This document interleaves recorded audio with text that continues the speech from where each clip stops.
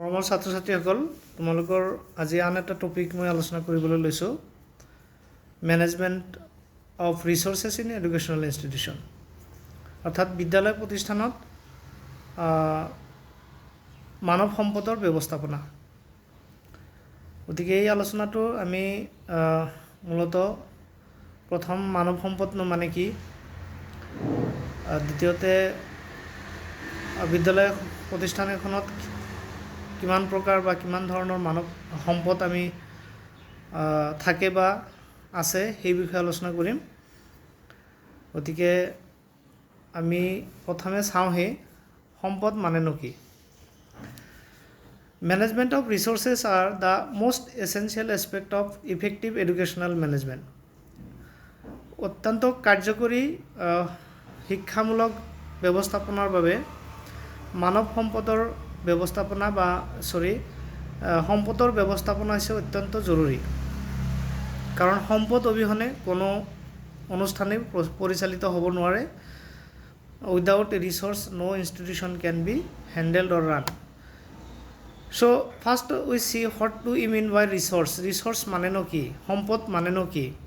Resources are the valuable possession or stock of or wealth available in a society, nation or an organization. আমি সহজ অৰ্থত যদি ক'ব বিচাৰোঁ তেতিয়াহ'লে সম্পদ মানে হৈছে এজন ব্যক্তি বা এখন সমাজ বা জাতি বা অনুষ্ঠান এটাৰ হাতত থকা বা ওচৰত থকা যিখিনি তেওঁলোকৰ সম্পত্তি বা সেই সম্পত্তিখিনি বা ধন সম্পদখিনিক কোৱা হয় সম্পদ বা ৰিচোৰ্চ। এনে in common sense, in layman sense, we can say generally we use the term resource as related with money. আমি টকা পইচা বা ধন সম্পত্তি সৈতে আমি ৰিচোৰ্চ বা সম্পদ শব্দটো সাধাৰণতে ব্যৱহাৰ কৰোঁ। এইটো হৈছে সাধাৰণ অৰ্থ। আৰু অভিধানিকভাৱে আমি চাবলৈ হ'লে ৰিচোৰ্চ বা সম্পদ বুলি ক'লে stock or supply of money, materials, staff and other assets that can be drawn by a person or organization in order to function effectively. যে কোনো এটা অনুষ্ঠান বা এজন ব্যক্তিৰ হাতত থকা যি সম্পত্তি বা টকা পইচা বা অন্যান্য কৰ্মচাৰী যিখিনি থাকে, যিখিনি নেকি অনুষ্ঠানটোক উপযুক্তভাৱে পৰিচালিত হোৱাত সহায় কৰে, সেইখিনিক সাধাৰণতে আমি সম্পদ বুলি কওঁ। এইটো হ'ল আমাৰ অভিধানিক অৰ্থ বা etymological meaning. But actually the term resource is a broad term. It is a used in a very broad sense, and its definition varies across different fields, different subjects, different disciplines. ইয়াৰ যি সংজ্ঞা, সম্পদ শব্দটোৰ যি সংজ্ঞা বা ধাৰণা বা অৰ্থ বিভিন্ন বিষয়ত বিভিন্ন ধৰণে ব্যৱহাৰ কৰা হয়। সাধাৰণতে আমি যদি চাওঁ অৰ্থনীতি বিজ্ঞান বা বায়'লজি বা মেনেজমেণ্ট বা হিউমেন ৰিচোৰ্চ, মানৱ সম্পদ, এই আটাইবোৰ বিষয়তে ইয়াৰ অৰ্থ বেলেগ বেলেগ ধৰণে প্ৰয়োগ কৰা হয়। সাধাৰণতে আমি ইকনমিক্সত যিটো অৰ্থ সেইটো অৰ্থ আমি ইয়াত ব্যৱহাৰ কৰোঁ। In economics resource is defined as those scarce assets or valuable stocks use to produce goods and services that meets human needs and want. যে অৰ্থনীতি বিজ্ঞানত সম্পদ বুলি ক'লে সেইবোৰ সম্পত্তিক বুজোৱা হয়, সেইবোৰ বস্তুক বুজোৱা হয় যিবোৰ নেকি স্কেয়াৰ্ছ মানে যাৰ স্কেয়াৰচিটি মানে ছাপ্লাই ইজ লিমিটেড, যিবিলাক বস্তুৰ মানে আমি একেবাৰে এভেইলেবল নহয়, সেই বস্তুবোৰক আমি সম্পদ বুলি ক'ব পাৰোঁ। সেইকাৰণে in economic sense to be a thing an asset resource it must have 4 basic characteristics. যে অৰ্থনীতি বিজ্ঞানত যদি আমি চাওঁ তেতিয়াহ'লে যিকোনো বস্তু এটা সম্পদ হ'বলৈ হ'লে ইয়াৰ 4টা বৈশিষ্ট্য থাকিব লাগিব। সেই বৈশিষ্ট্যকেইটা হৈছে, first it must have utility, ইয়াৰ প্ৰয়োজনীয়তা উপযোগিতা থাকিব লাগিব। Utility means usefulness or importance. উপযোগিতা মানে হৈছে বস্তুটো ব্যৱহাৰযোগ্য হ'ব লাগিব বা ইয়াৰ গুৰুত্ব থাকিব লাগিব, ইয়াৰ প্ৰয়োজনীয়তা থাকিব লাগিব। স্কেয়াৰচিটি থাকিব লাগিব, scarcity means less in supply than demand. ইয়াৰ যি চাহিদা অনুপাতে ইয়াৰ যোগান সীমিত হ'ব লাগিব, একেবাৰে এভেইলেবল হ'ব নালাগিব। গতিকে এইটো হৈছে আন এটা বৈশিষ্ট্য। ট্ৰেন্সফাৰেবিলিটি হস্তান্তৰযোগ্যতা, চেঞ্জ অফ অথৰিটি, ইয়াৰ অথৰিটি মালিকী স্বত্ব চেঞ্জ হ'ব পৰা হ'ব লাগিব, অৰ্থাৎ এজন ব্যক্তিৰ পৰা আন এজন ব্যক্তিলৈ ই হস্তান্তৰযোগ্য হ'ব লাগিব। Then এক্সটাৰ্নেলিটি means ট্ৰেঞ্জেবল, টাচেবল। এক্সটাৰ্নেলিটি মানে বাহ্যিকতা থাকিব লাগিব, এইটো আমি চাব পৰা হ'ব লাগিব, ইয়াক আমি চুব পৰা হ'ব বিধৰ হ'ব লাগিব। চ' উই কেন চে resource means in from this discussion, resources are the valuable possessions. Resources are the assets available in an organization that helps to work the institution or organization effectively. So when we apply the term resource in educational institution, we mean the manpower available in the educational institution or organization for effective functioning of that institution, that is school, college or university. গতিকে আমি শিক্ষাৰ ক্ষেত্ৰত যেতিয়া মানৱ সম্পদ শব্দটো ব্যৱহাৰ কৰিম, এই সম্পদ শব্দটোৱে বিদ্যালয় এখনত থকা যিবিলাক সম্পত্তি আছে সেই সম্পত্তিবিলাকক সামৰি লোৱা হয়। আৰু এই সম্পত্তিসমূহ মানৱ সম্পদো হ'ব পাৰে, বৈষয়িক সম্পদো হ'ব পাৰে, ফাইনেন্সিয়েল ৰিচোৰ্চ বা আৰ্থিক সম্পদো হ'ব পাৰে।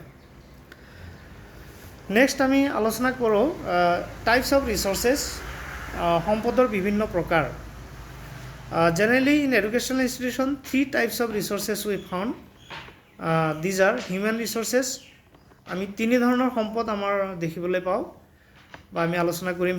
সেইকেইটা হৈছে মানৱ সম্পদ, হিউমেন ৰিচোৰ্চেছ, ফিজিকেল অৰ মেটেৰিয়েল ৰিচোৰ্চেছ, বৈষয়িক সম্পদ, আৰু ফাইনেন্সিয়েল ৰিচোৰ্চেছ, অৰ্থনৈতিক বা আৰ্থিক সম্পদ। So these are the 3 important types of resources we have to discuss. আমি as per our syllabus আমি এই 3টা বিষয় আলোচনা কৰিব লাগিব। এটা হৈছে মানৱ সম্পদ, বৈষয়িক সম্পদ, আন এটা হৈছে আৰ্থিক সম্পদ, ফাইনেন্সিয়েল ৰিচোৰ্চ বা বিত্তীয় সম্পদ। Let us discuss about human resources. What are human resources, or what do we mean by human resource? So why human being is called a resource? This is a vital question. All the active or healthy human beings who can contribute to the productive field of a country are called human resources. Who are human resources? Human resources are the human beings. Human resources are the people who are healthy, who are productive, who are active, who can help for the productive activity of a country or a nation. Productive here means it may be in the material sense or maybe in the non-material sense. Production may be in the form of either material goods or non-material goods like intellectual or creative activities. So what is human resource? Human resources are the human beings, able human beings, active human beings, healthy and productive human beings who help for the production or of a country. These are the personnel in a given organization. Simply, human resources are the human beings or personnel in a given organization. এটা অনুষ্ঠানত থকা যিসকল ব্যক্তি, সেই ব্যক্তিসকলক সাধাৰণতে আমি সহজ অৰ্থত কি বুলি কওঁ? মানৱ সম্পদ বুলি অভিহিত কৰোঁ বা মানৱ সম্পদ বুলি আমি কওঁ। Human resources of an educational institution comprise the entire manpower available for rendering efficient services. যে শিক্ষানুষ্ঠান এখনত থকা যিসকল ব্যক্তি বা যিসকল ব্যক্তিয়ে তাত মানে ছাৰ্ভিচ দিয়ে, সেই আটাইবোৰ মানুহসকলক বা ব্যক্তিসকলক আমি সাধাৰণতে মানৱ সম্পদ বুলি অভিহিত কৰোঁ।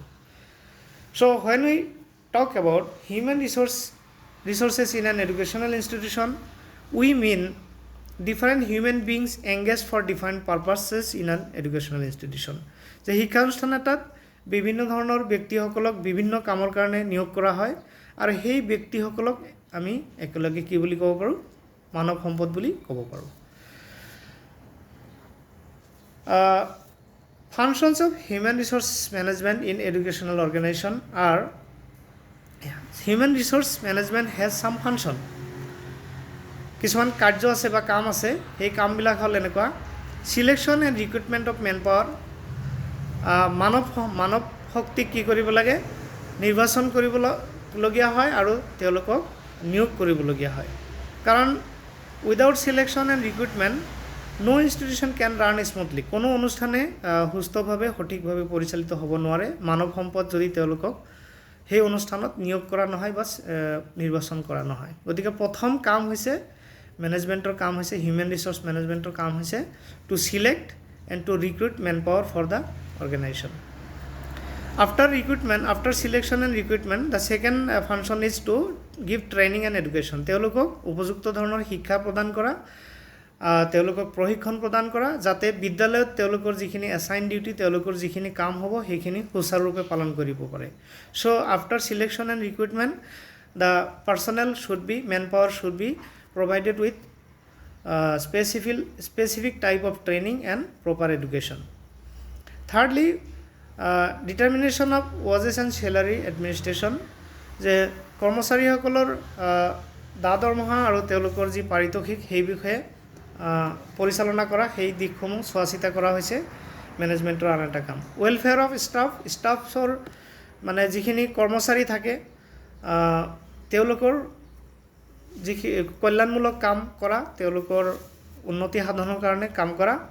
ইনচিয়ৰ optimum utilisation of talents means abilities, how to use we can use fully the talents and abilities of the manpower in an educational institution. This is another function. So the school management has to encourage the staffs, they have to motivate them and show that their talents and pursuits, their qualities available can be used effectively. তেওঁলোকৰ যিবিলাক গুণাগুণ আছে, তেওঁলোকৰ যি talent আছে সেইখিনি যাতে অনুষ্ঠানৰ কামত সম্পূৰ্ণভাৱে প্ৰয়োগ কৰিব পাৰে তাৰ কাৰণে তেওঁলোকক অনুপ্ৰাণিত কৰিব লাগে। ষ্টাফ মেইনটেনেন্স, কনজেনেল ৱৰ্ক এনভাইৰনমেণ্ট, যে উপযুক্ত কাম কৰাৰ যি পৰিৱেশ, সেই পৰিৱেশ ৰচনা কৰা, পৰিৱেশ প্ৰদান কৰা হৈছে মেনেজমেণ্টৰ আন এটা কাম। Staff relation, this is another function. If there is no good relationship, cooperative relationship or friendly relationship, no institution can run smoothly. কোনো অনুষ্ঠানে উপযুক্তভাৱে কাম কৰিব নোৱাৰে, ভালদৰে কাম কৰিব নোৱাৰে। Then staff development, appraisal and feedback, they have to evaluate, management has to evaluate the activities of the staff and provide feedback to them so that they can become encouraged themselves or they can evaluate their activities. গতিকে staff development বা কৰ্মচাৰীসকলৰ উন্নয়ন সাধন কৰা হৈছে আন এটা কাম। Then another function is professional rewards, তেওঁলোকৰ প্ৰফেশ্যনেল কিছুমান ৰিৱাৰ্ড দিব লাগে, ভাল কামৰ কাৰণে এনকাৰেজ কৰিব লাগে। গতিকে এইকেইটা হৈছে these are the main functions of HR or human resource management in an educational institution. Next, types of human resources. Following are the different types of human resources. Generally, there are 6 types of human resources in an educational institution. These are the headmasters, the teacher, the students, the office staff, the school management committee, SMC. Sorry, not 6 types, 5 types. The headmaster, প্ৰধান শিক্ষক আৰু ছাত্ৰ ছাত্ৰীসকল,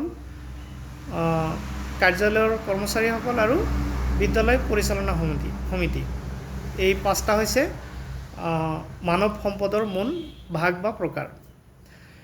So let us see one by one about these types of human resources. First, about headmaster. I think I will continue in the next lecture, duties and responsibilities of the headmaster and his qualities. Thank you.